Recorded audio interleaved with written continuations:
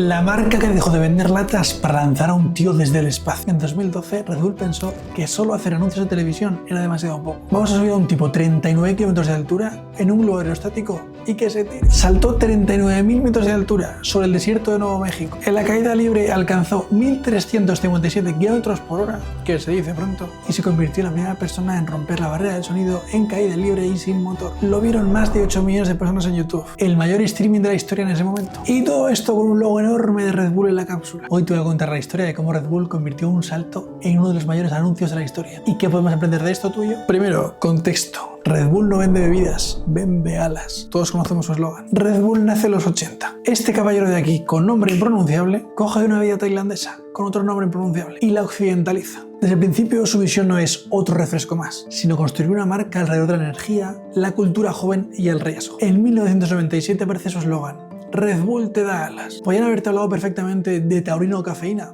pero no. Te habla de eso, de que te da alas, de que te permite ir más allá, de saltar más alto, de estar más despierto o de vivir más fuerte. A partir de ahí, la estrategia de marketing es bastante fácil de describir, pero muy difícil de replicar. No se limita a poner logos en sitios como hacen otros. Construye un imperio de contenidos y de eventos por competiciones de deportes extremos, todos los deportes de invierno, carreras de bólidos o incluso Red Bull TV, su propia tele. Y Red Bull decide jugar a otra cosa. Somos una productora que casualmente vende refrescos. Y justo en este contexto, en 2010, aparece la idea de YouTube Strato, el lanzamiento de este caballero desde la estratosfera. Se anuncia oficialmente en 2010, pero se lleva años preparando. La idea es la siguiente: una misión al borde del espacio para romper récords de altura en globo, en salto y en velocidad de caída libre, que no es poco. El protagonista elegido es Felix Baumgartner, paracaidista y piloto austriaco que llevaba ya tiempo haciendo cosas con Red Bull, saltos desde rascacielos, acrobacias, entre otras muchas cosas. Como mentor y figura técnica fichan a Joseph Kittinger, un expiloto de la Fuerza Aérea de Estados Unidos que en 1960 había saltado más de 31 kilómetros de altura en un proyecto militar y que tenía el récord hasta entonces del salto más alto. Y el proyecto va mucho más allá, no es solo un salto. Es diseñar una cápsula, construir un traje de presión espacial, coordinar un lanzamiento con un globo gigante de helio y hacerlo todo desde Nuevo México. Y que un ser humano saltase 39 kilómetros. Se estima que el proyecto costó alrededor de unos 20 millones de dólares y tardó 5 años en ejecutar. Es decir, un presupuesto que muchas marcas destinarían a cualquier otra cosa. Pero esta gente no.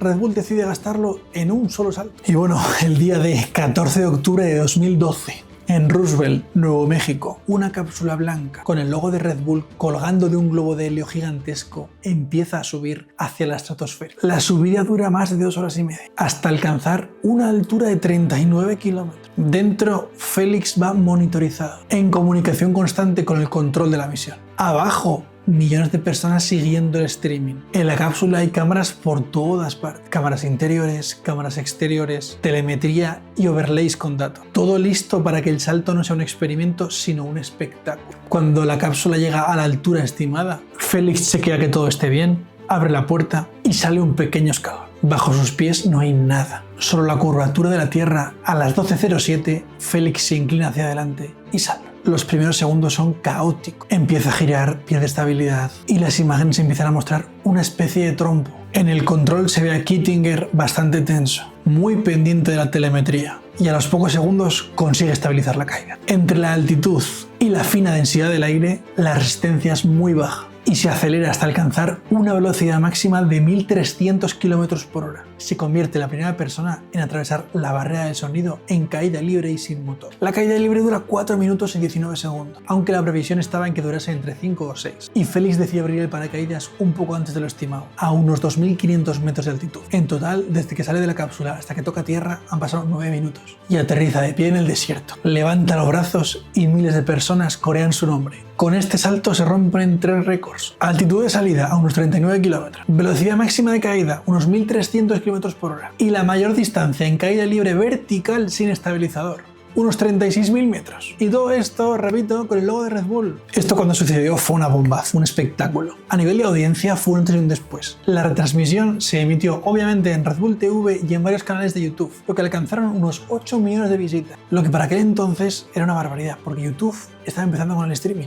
La retransmisión se distribuye en más de 50 canales de televisión y en decenas de países. Lo que sí que funcionó más allá del streaming fue los vídeos verticales editados, alcanzando decenas de miles de millones de reproducciones. E incluso el proyecto gana un Emmy por su nuevo enfoque en cobertura de eventos deportivos. Varios análisis hablan de que el valor de cobertura mediática se cuenta en miles de millones de dólares. Fue tan grande y tan apoteósico que no existía un estándar claro para poder medir algo así. Rompió récords. Pero bueno, sí, todos tenemos muy claro que esta campaña de Red Bull trascendió. ¿Pero por qué es tan potente como caso de marketing? Porque Red Bull no patrocinó un evento, lo creó. El proyecto del salto fue concebido, producido y financiado por Red Bull de principio a fin. Eso lo que significa es que tuvieron el control absoluto de la narrativa. Todo lo que se contaba era suyo y pensado por ellos. También les daba eso, tener todos los derechos de imagen y la capacidad de explotar durante años todo ese contenido en documentales, en redes, en eventos, donde quieran. Y eso es lo que hace tener un evento propio, que los demás medios no son competencia, son altavoces. Todo el que hablaba del evento de Red Bull lo amplificaba más. Por otro lado, también convirtieron su metáfora más clara que un tío saltando desde la estratosfera. Es que no hacía falta que dijeran su eslogan, lo estabas viendo. Y aquí Red Bull lo hizo muy bien, porque se comportó como un medio y no como un vendedor. Es que hicieron de todo: teasers, making of, webs, entrevistas con Félix, behind the scenes, los ingenieros hablando y compartiendo su experiencia antes y después. El salto es solo el episodio final de lo que llevaban construyendo durante años. Y aquí demostraron que una marca no solo vale con anunciarse, es mucho mejor a veces construir tu propio canal.